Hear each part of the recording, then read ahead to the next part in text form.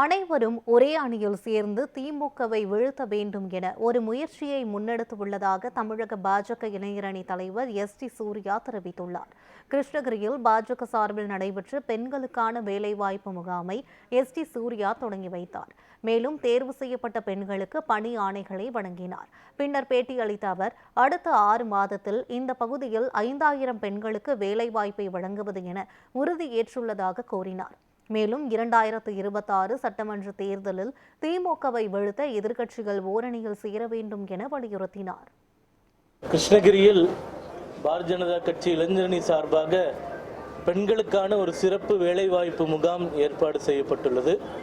இங்கே இருக்கக்கூடிய சில நிறுவனங்களுக்கு பெண் பணியாளர்கள் தேவை என்ற காரணத்தின் அடிப்படையில் அவர்களுக்கான வேலை வாய்ப்புகளை உருவாக்குவதற்கு சுற்றியுள்ள பகுதிகளிலிருந்து பெண்கள் வந்துள்ளார்கள். அவர்களுக்கான பணி நியமன ஆணை வழங்கப்பட்டு கொண்டிருக்கின்றது.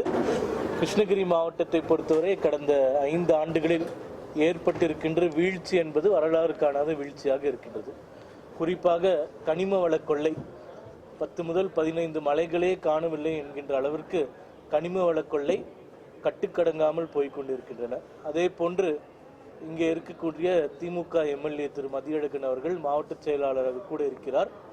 இங்கே இருக்கக்கூடிய விவசாயிகளினுடைய துக்கத்திற்கு காரணமான ஒரு கட்சியாக திமுகவும் திமுக அரசாங்கமும் கடந்த 4 ஆண்டுகளாக அவர்களுக்கு எதிராக செயல்பட்டு வந்து கொண்டிருக்கின்றது என்பது இங்கே இருக்கக்கூடியவர்கள் அனைவருக்கும் தெரியும்.